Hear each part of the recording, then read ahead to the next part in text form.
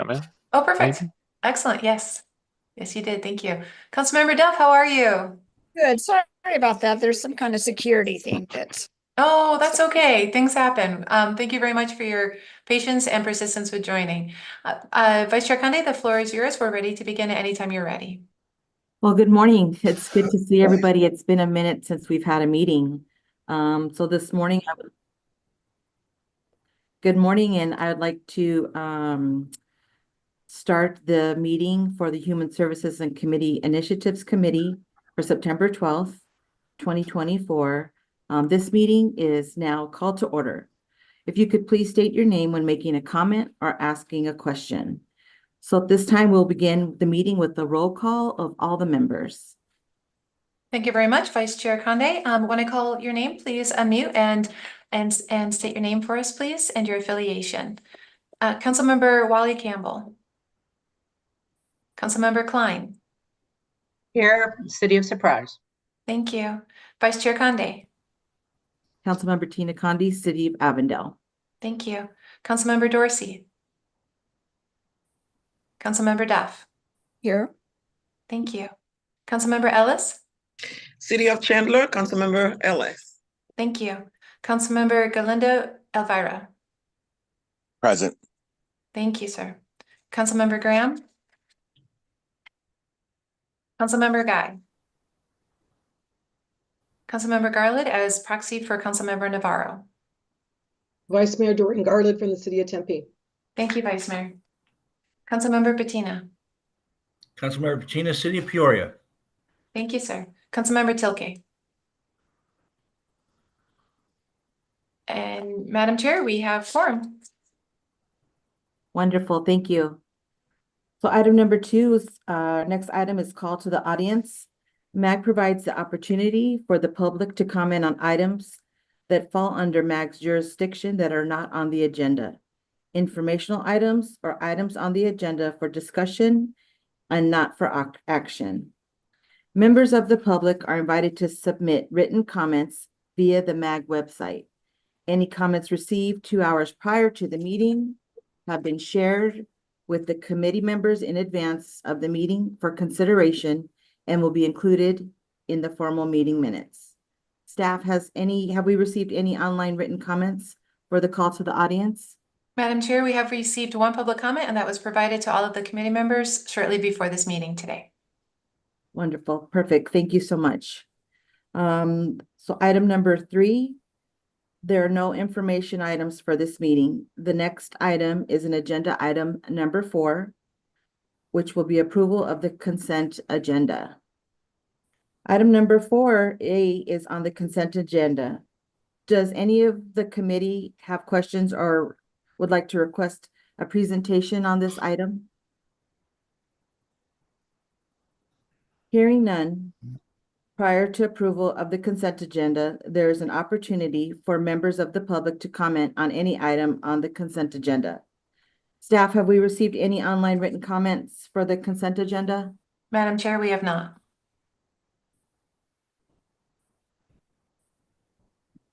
Is there a motion to approve consent item 4A? Ally Klein, motion to approve item 4A. Can we get a Councilmember Ellis, second. great? So we have a motion from Councilmember Klein and a second from Councilmember Ellis. We will have those participating in the meeting now take part in the voice vote. If you would please turn on your cameras and unmute your audio. We do need to see the faces of everyone to participate in the voice vote. For those who cannot or do not want to turn on their cameras, staff will conduct a roll call vote. Staff will only call on virtual participants who did not turn on their camera. Members, please leave your cameras on until after the roll call vote so that staff can count the people's names whose cameras are not on. Can I have a voice vote? Those in favor say aye. Aye. Aye. Those opposed say nay. Members, please leave your camera on. Staff, can you please take a roll call of the members who did not turn on their cameras? Madam Chair, all cameras were turned on and the motion passes. Thank you. We'll move on to item number 5. This item's on the agenda for action and will be presented by Amy St. Peter, Deputy Executive Director. Madam Chair and members of the committee, thank you very much for this opportunity to present this item to you. We can go to the next slide, please. Before we seek your recommendation to approve this Title VI and Environmental Justice Plan, I want to offer a bit of background so that you have that context for the vote before you take action on it. Title VI comes from the Civil Rights Act of 1964. This is not a new requirement. It is a requirement of any agency that's receiving any amount of federal funding. And MAG receives a lot of federal funding, and so we absolutely have to comply with Title VI per the terms set by the federal government. And with Title VI, it's very specific to race, color, and or national origin, and making sure that people receive equal benefit from any kind of planning that's taking place at MAG, and that they do not shoulder a disproportionate burden as a result of any planning taking place at MAG. Next slide, please. So the implementation plan then is it's kind of the operation manual for how we comply with this requirement. It tells us who is doing what by when, how, and really why. And I'll be sharing a bit of that plan with you during our time together today. Next slide, please. These are the elements within the plan as prescribed by ADOT. The Arizona Department of Transportation is the agency that gives us a majority of our federal funding. As such, they are our cognizant agency, and we submit our Title VI Environmental Justice Plan to them for approval, and then they carry it further from there. So these are all of the different elements, and we comply with each of these as appropriate. Next slide, please. Environmental justice is definitely related to and aligned with Title VI, but it is a little bit different. So just wanted to highlight that for you. With environmental justice, it is focused on minority populations, but it also adds people with low incomes. And we are compliant with all aspects of environmental justice requirements as well. Next slide, please. This is a comparison then of the two. Environmental justice stems from an executive order that was issued more recently, but it's still been in place for decades, and Title VI has been in place since 1964 as a result of the Civil Rights Act passed by Congress. They each focus on and attempt to serve people of color, race, and national origin. Environmental justice adds in the low income status as well. Next slide, please. The next few slides are examples of how we comply with these requirements.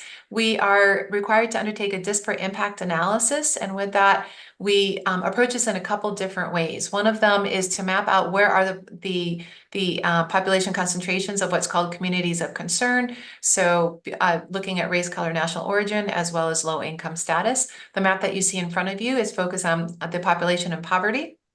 And it illustrates the capital improvements that have been made as a result of the planning process here at MAG. And we do things like this to make sure that people are receiving an equal benefit and they're not shouldering a disproportionate burden.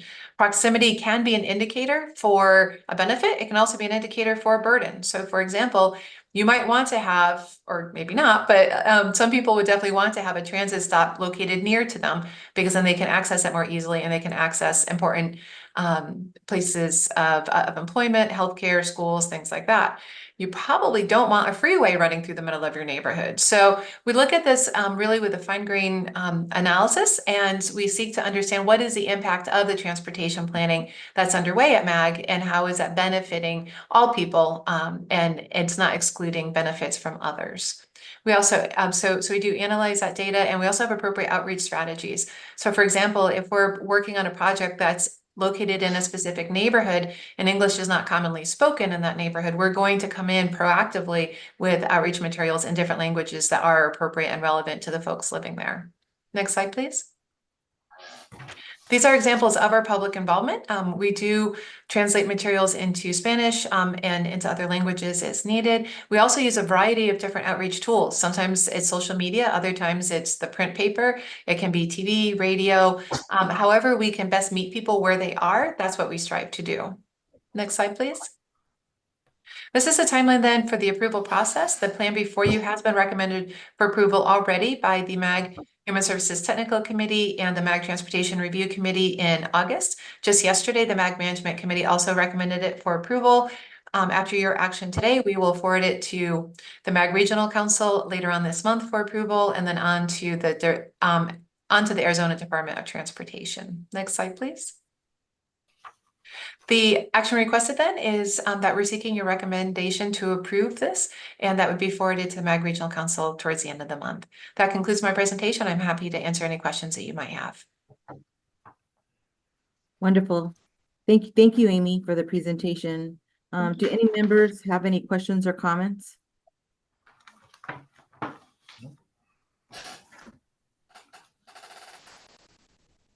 No? All right.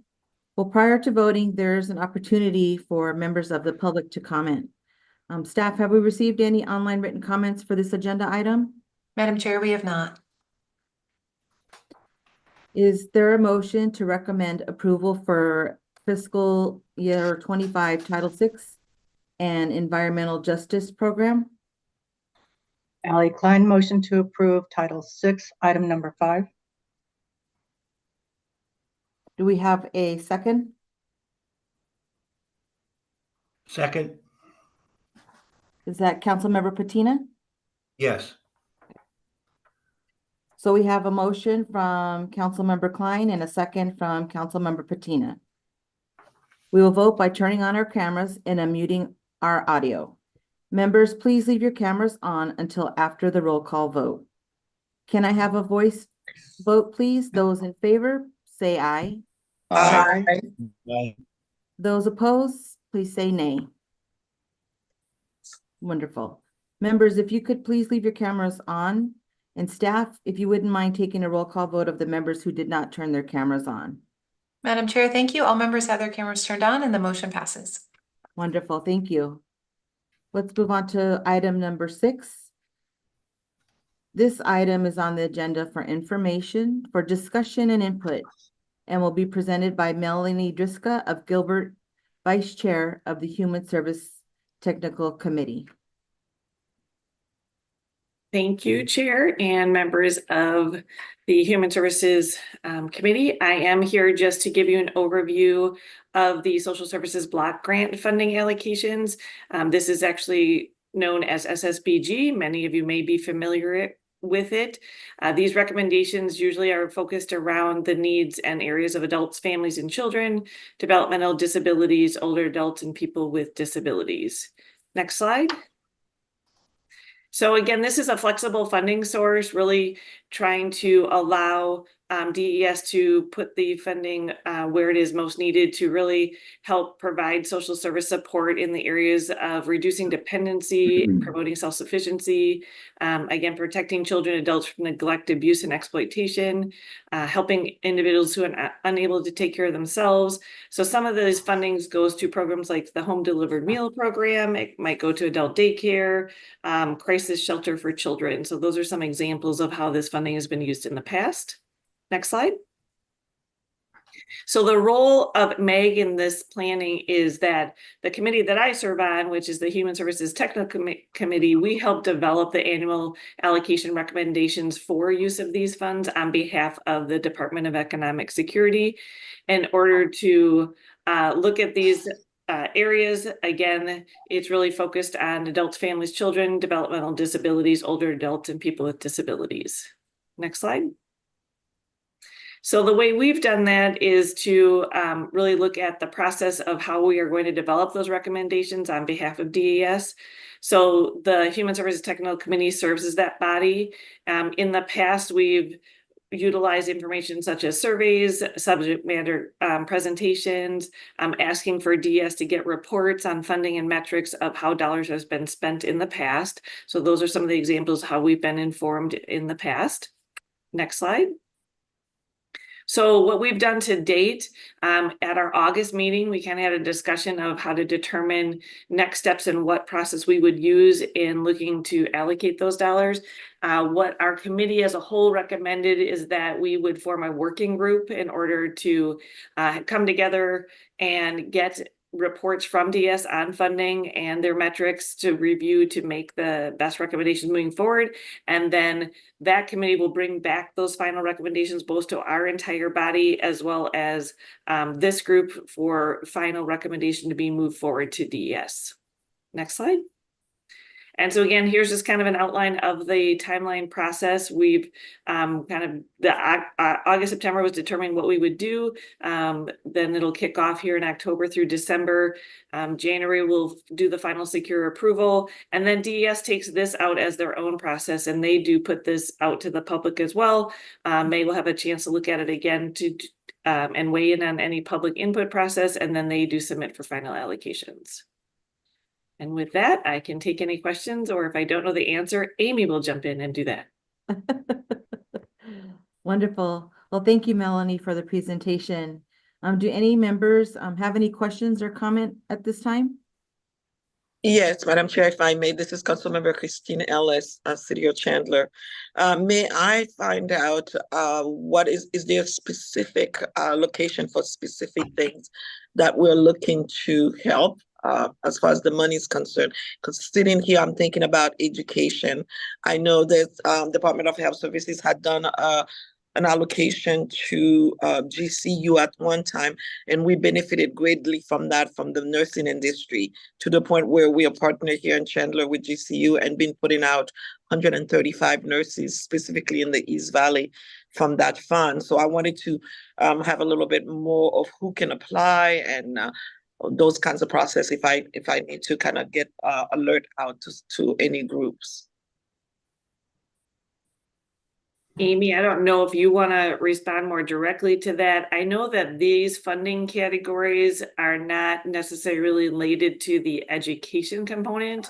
Typically, it is looking more at kind of the developmental disabilities or some of the older adults and crisis things.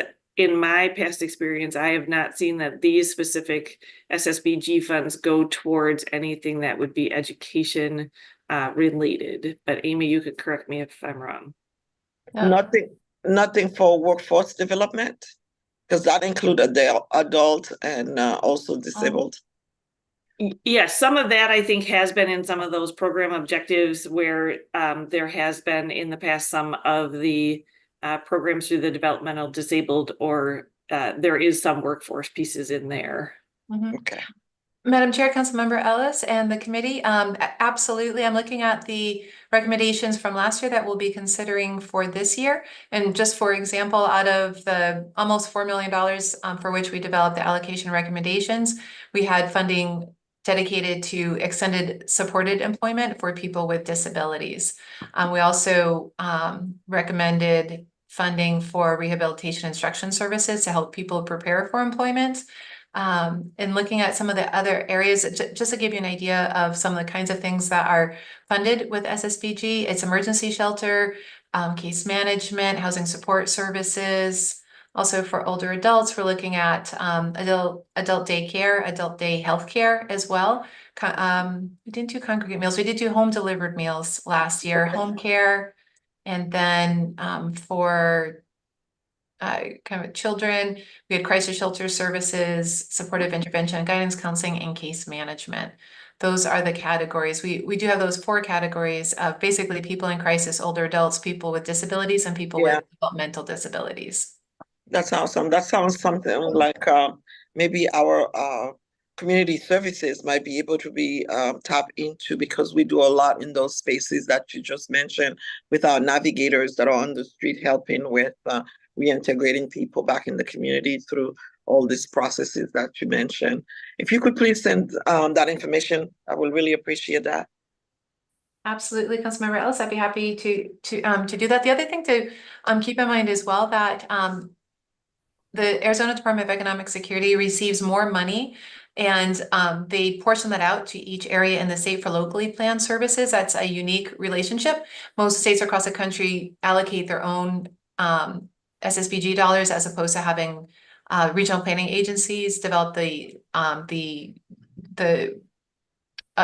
instead of having regional planning agencies develop locally planned dollar allocation recommendations. Okay. So that is a nuance to keep in place, which also means though that there are more funds beyond which we are administering or developing those allocations for. So the state has a lot more funding, and they use that to kind of fill in the gaps where if we don't recommend a service for funding, the state may provide funding for that service as well.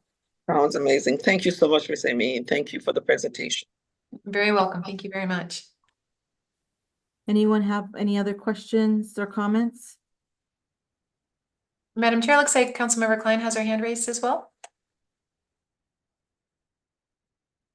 Oh, you're muted, Ally.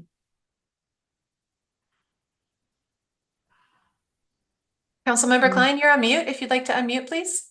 Thank you. I'm talking to myself.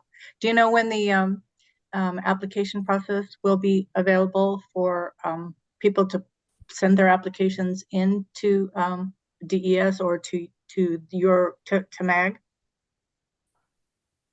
Madam Chair, Councilmember Klein and members of the committee, we submit our recommendations to DES. They then adopt their own public input process for that, and then they finalize those in May. So any applications would be coming out after, likely next summer. Okay. Thank you. Thank you. Hi, this is Vice Mayor Garland. Sorry, I couldn't figure out how to raise my hand on this app. But could you tell me, is there a location where we could see what the funding has been in the past and what the recommended funding is, specifically like a line item, just to have an idea? Absolutely. Madam Chair, Vice Mayor Garland, and members of the committee, we'd be happy to send out the worksheet that DS has sent to us. That worksheet includes the recommendations that were finalized for last year. And then we'll be filling in the recommendations for this year. So we're happy to send that out. We do also have a work group meeting scheduled for the 17th. So next Tuesday, if anyone is interested in attending that, we do have some volunteers from the local and tribal governments who belong to the Human Services Technical Committee meeting, so they will be at that work group meeting. If you're also interested in attending, we'd be happy to have you come as well. Great, thank you. Thank you. I had a question. Is there anything in that category or line item for foster children? Not specifically for the locally planned dollars, and I'm looking at children and it's crisis shelter services. So that wouldn't necessarily be foster care, because as soon as they were found, they'd be brought back into the foster care system as opposed to going to a shelter. Gotcha. Okay. Thank you. Any other questions or comments before we move on? Thank you for the presentation. So item number 7. So this item is on the agenda for information, discussion, and input, and will be presented by Amy St. Peter, the Deputy Executive Director. Thank you very much, Madam Chair, members of the committee. Happy to be able to share this with you. If we can go to the next slide, please. This is really exciting for us. When MAG was formed in 1967, so we've been around for more than 50 years. The Human Services Division was formed in 1976, which means that we've been around for almost 50 years, 48 years now. And when we were formed, we had a very specific goal of advising the MAG Regional Council on human services related matters. This committee was one of the founding committees of the division, along with our Human Services Technical Committee meeting. So you've had the longest tenure, along with HSTC, out of all of our human services committees here at MAG. And that work has evolved over the years. The dynamics have changed dramatically over the years. So for example, you can see in 1976, when we were formed, one of our first main activities was the Social Services Block Grant. We're still doing that. We're doing it maybe differently, but we're still doing it. Since then, though, a lot of things have changed. And 1995, we started taking on more responsibilities in human services transportation, and that continues to this day as well. And 1999 was a big year for changes in human services at MAG. In 1999, we had 2 new committees either be formed or come to MAG. One was the MAG Regional Domestic Violence Council. We do invite you, by the way. We're celebrating their 25-year anniversary, which is significant. They're having a meeting. Their next meeting is on October 3rd at MAG, and it will be in person as well as virtual. But we'll be celebrating the 25-year anniversary. We have a resolution of support celebrating that milestone, and recommitting to the vast amount of work that still needs to be done. The committee was formed out of a tragedy, and unfortunately, those tragedies continue to this day. We have a much better response for it. We have a stronger response, but a lot of work is still needed. The other committee to come to MAG in 1999 was our Continuum of Care. That too has a change. It's evolved mainly out of respect to new requirements from the federal government, but adding those 2 committees really significantly changed the way that we undertake our human services work at MAG. 2008, we actually won the national award for having the best plan to coordinate human services transportation in the entire country for major urban areas. So we've had some significant achievements over the years. 2010, we formed Age Friendly Arizona because you, this committee, you were concerned about the funding reductions that were being made to human services programs during the Great Recession. You asked us to look at the impact of those funding reductions. We came back to you and said that programs serving older adults have been particularly hard hit, and your concern for how do we serve the needs of older adults prompted the development of Age Friendly Arizona that has since grown statewide. 2021, our most recent achievement in human services, was the development of Pathways Home, because our response to homelessness beforehand was really prescribed by HUD, and we needed to be more responsive to our local communities. And so 2021 is the way that we sought to strengthen the regional response to homelessness, as opposed to just staying in compliance with the federal government, which is important, but really only part of the picture. So all these years we've been evolving, we've been changing. Our committee structure has changed in terms of adding new committees. Our staffing has grown, very thankful for new opportunities, but we haven't really taken a step back to say, what is the full impact of all these different changes and evolutions, and where do we want to go moving forward? So that's the purpose of this assessment. If we can go to the next slide, please.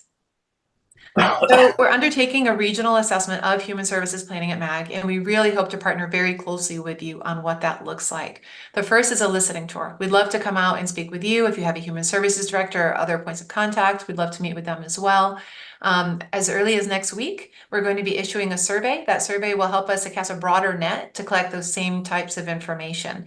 We'll be asking people, when is MAG most effective in terms of regional human services planning? How effective are we right now? And love to hear the candid feedback on that question. What's important to you locally in terms of human services and addressing that in your community? And how can MAG best support you in addressing your priorities as it relates to human services? On the basis of that data from the interviews, the listening tour, the survey, we'll be conducting a trends and gaps analysis, looking for the trends that might direct us to either validate our current activities or suggest to us that maybe we need to be taking on new or different activities. And then what gaps are being left, and are we the best ones to fill those gaps? Great. If so, let's jump in. If not, let's look for community partners who can help us to address those gaps. Then from all of that analysis and data collection, we'll be developing a new structure for our committee and staffing, as well as a mission statement for the Human Services Division that helps us to ensure that our regional activities here at MAG are in alignment with and responsive to your local priorities in your communities. If we can go to the next slide, please. So the outreach then will include all of our human services committees at MAG. Well, we're also giving regular updates to our Regional Council Executive Committee and to our Regional Council Chair, our intergovernmental partners in all of the local and tribal governments are important partners in this as well. We'll be reaching out to our funders, particularly in human services. A lot of our funders, in addition to the federal government, are also local foundations, and they have a really good perspective that we want to include in this. And then our community partners. We can't really talk about or undertake any kind of human services planning if not for our nonprofit partners. So we'll be reaching out to them as well. We can go to the next slide, please. So these next steps, literally and figuratively, we'll be seeking your feedback. If you would like to participate in an interview, let me know. I'd love to come out and see you. And then I'll be reaching out to each community as well. When that survey comes through, please fill it out. Let us know your thoughts on it. Some of the questions you'll have open answer. You can type in whatever you like. Others, it's a little bit more quantitatively structured. So, ranking and letting us know what's really important to you. And if you have key community partners, if there are partners that you value in your communities to address human services, either let us know or forward that survey on to them, because we want to make sure that we're talking to the people who are partnering with you.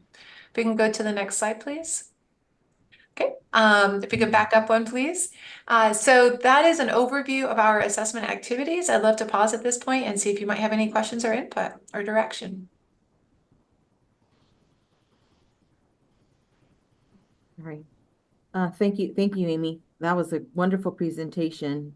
Lots of great work, things that are happening with MAG, and I appreciate you including us in so that we can provide input. Does any members have any questions or comments for Amy?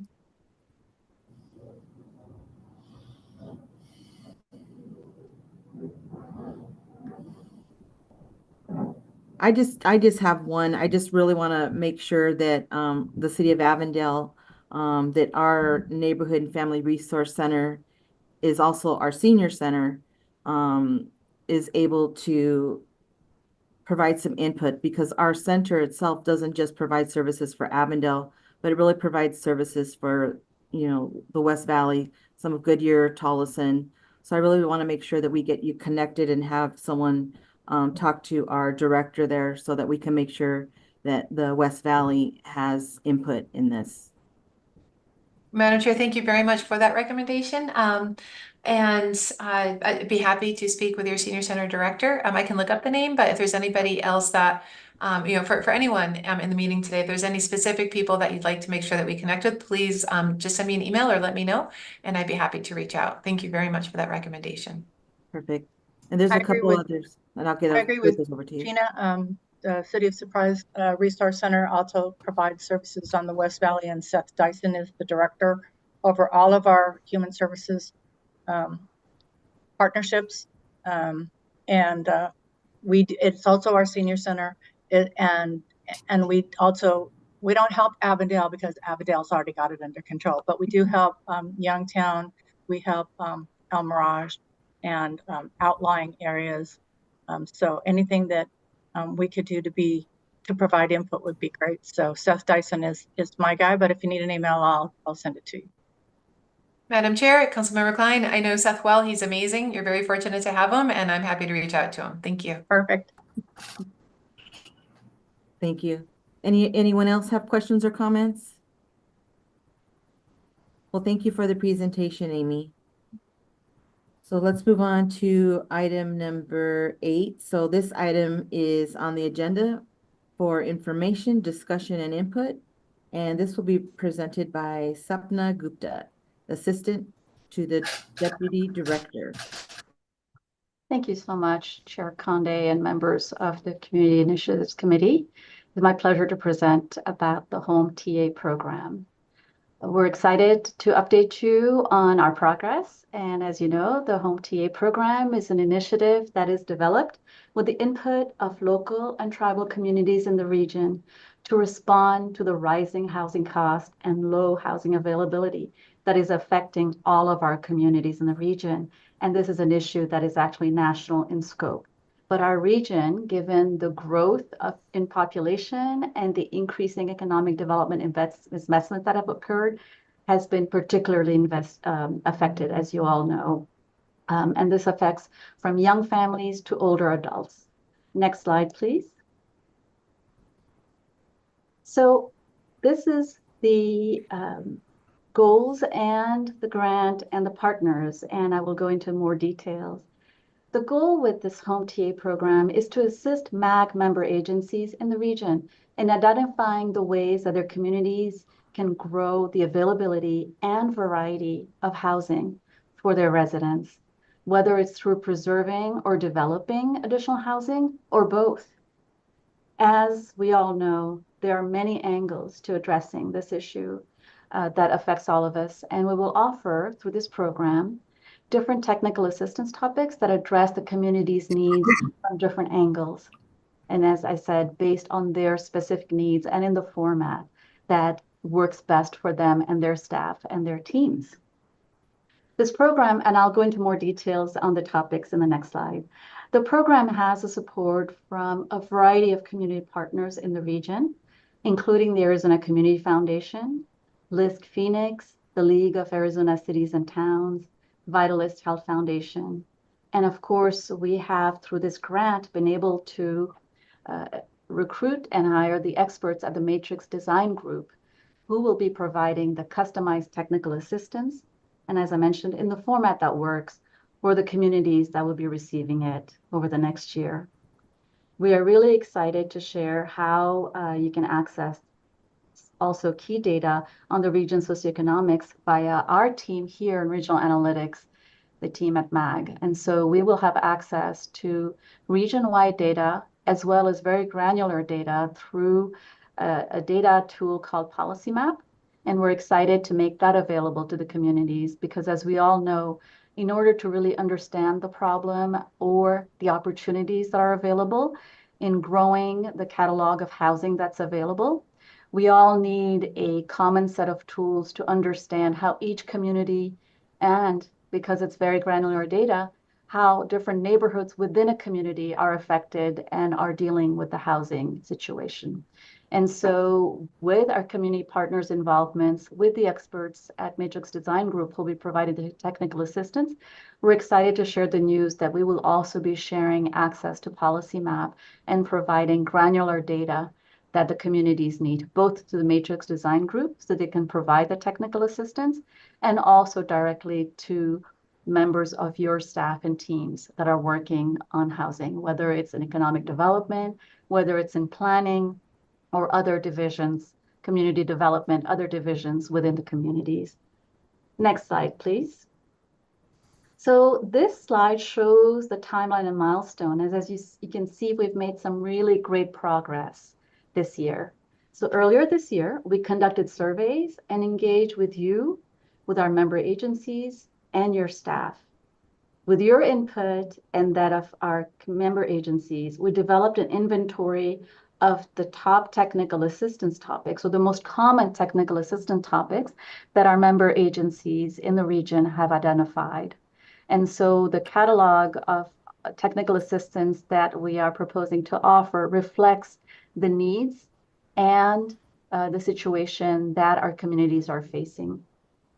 We used this inventory and then we conducted an RFP to select a consultant that has expertise in those topics that I'll be discussing. The Matrix Design Group has assembled a team of experts to provide this technical assistance, and they have been selected to provide this technical assistance over the next year. They will also be working with us and our community partners and with the member agencies that have applied for technical assistance to customize the delivery, whether it's going to be one-on-one, whether it's going to be online, in person, or in group learning format. What we have learned through our survey and our engagement is that many communities have expressed the desire to learn from each other. And so there'll be opportunities for group learning format as well. Now, once our local and tribal governments who have applied for technical assistance are matched with the Matrix Design Group and or the community partners, we will provide technical assistance through the next fall. And then by the end of 2025, we will work with the communities and with the Matrix Design Group to develop a final report that will reflect the lessons that have been learned and the tools that have been developed through this program. We feel that this is a tremendous learning opportunity, and the lessons that we learn can be applied to the state and even nationally. This is a very innovative program, and we're really excited to learn and to engage with you, our member communities.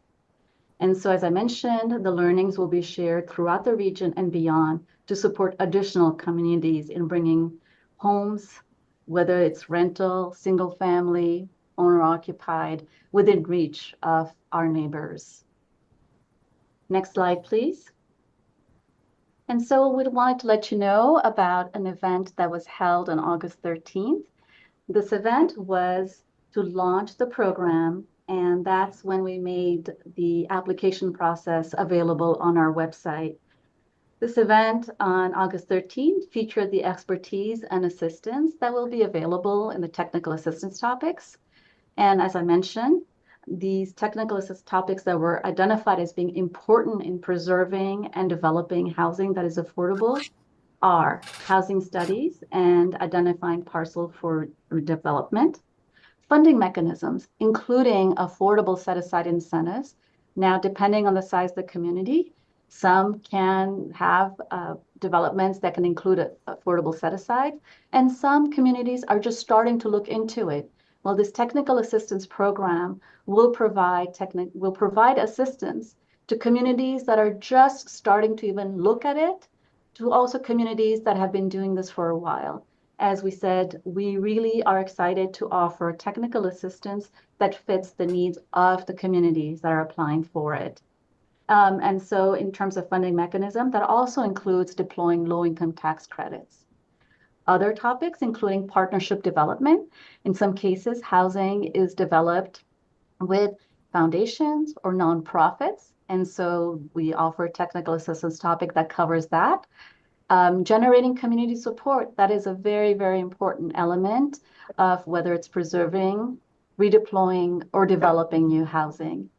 Model ordinances, that's also a very important topic. Also, another topic is working and negotiating with developers. And again, our goal is to really work with communities who are all at different points in their efforts to preserve and develop affordable housing that is affordable, housing that is attainable. And in some cases, the housing does not have any low-income tax credits, does not include affordable set-aside incentives. And so we have, with Matrix Design Group and our community partners, we can offer assistance on housing that doesn't address that and is funded through a developer. And we also have the topic of interfacing with the federal government. Again, that's very project specific, and we're excited to offer that topic. At that event, we had speakers that included members of the Matrix Design team, consultant teams, as well as experts from regional analytics here at MAG. And we also had community partners that were listed on a prior slide, such as the Arizona Community Foundation, the League of Arizona Cities and Towns, LISC Phoenix, and Vitalist Health Foundation. And so with this event, it was important to show the tools that would be available, what kind of resources and advice would be provided, and how we can be of assistance to local and tribal governments. Next slide, please. And as we mentioned, we launched the application process on August 13. The deadline for request is tomorrow afternoon. However, just want to let you know that we work to make the application very streamlined, much more streamlined than a grant application that would be submitted with a foundation or from a government entity. So even if you have staff in your respective communities who are on the fence about applying, we highly recommend that they visit the MAG website and consider applying, because the application, we've tried to make it very streamlined and straightforward, and there's still time to apply. The deadline is tomorrow afternoon. And now an evaluation team will convene, and they'll review the request for assistance and prioritize them within our now increased budget of $510,000. In an earlier slide, I was very happy to update an earlier slide. Our prior budget was $360,000. And I'm very excited to report that we received additional funding from a foundation. So the total amount of technical assistance that we can provide is now $510,000, which is a significant amount. And we're really excited to deploy that within the region and work with your communities. Now, in addition to the expertise from consultants with the Matrix Design Groups and our community partners, I'm emphasizing that we will also have a lot of tools here at MAG available to deploy to help the communities in this process. I also wanted to mention the greater context for this very innovative technical assistance program. The Arizona Community Foundation, in partnership with LISC Phoenix, is also launching a similar program for technical assistance, but that one is geared for nonprofit and emerging developers. So it's exciting to know that while we're working, our program is for local and tribal government staff specifically. There is a parallel process that's happening with our community partners where they're offering a technical assistance program for emerging and nonprofit developers. So in conclusion, we're excited to launch this program. We're looking forward to receiving applications through tomorrow afternoon. There's still time to apply and evaluate them with our evaluation team, and then announcing and getting the program approved through the Human Services Technical Committee on September 24th. Madam Chair, members of the Community Initiatives Committee, this concludes my presentation, and I turn it back to you. Thank you. Wonderful. Thank you so much, Sapna. What a great presentation. Thank you for sharing the information. And also, I just want to thank you for providing us information for the recording presentation from that housing event. I'm going to have to click on that and hear a little bit more about what happened in that event. At this time, does any members have any questions or comments?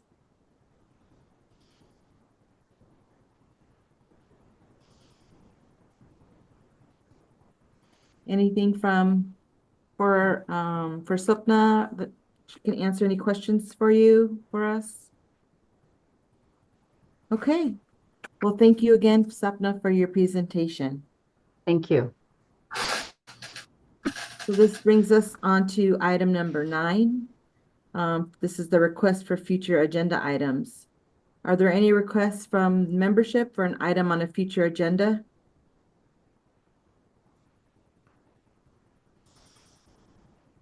Okay, hearing none. So the next agenda item is comments from the committee. Is there any comments or announcements from the membership? There's something that I would like to just share in regards to resources and events. I know that this committee represents a lot of the East Valley. The West Valley, we have a couple of events coming up, a Project Connect. It's a one-stop resource to help and prevent homelessness. And we have a BankWorks free career training program. It's an 8-week session to prepare individuals for a career in the banking field. What I would like to do, Amy, is send these flyers to you so that we can share with the committee. Thank you, Madam Chair. Happy to do that. Thank you. Okay. So if there are no other comments or announcements, our next meeting of the Human Services Committee Initiative will be on Thursday, November 14th at 10:30. And if there's no further business, today's meeting is adjourned.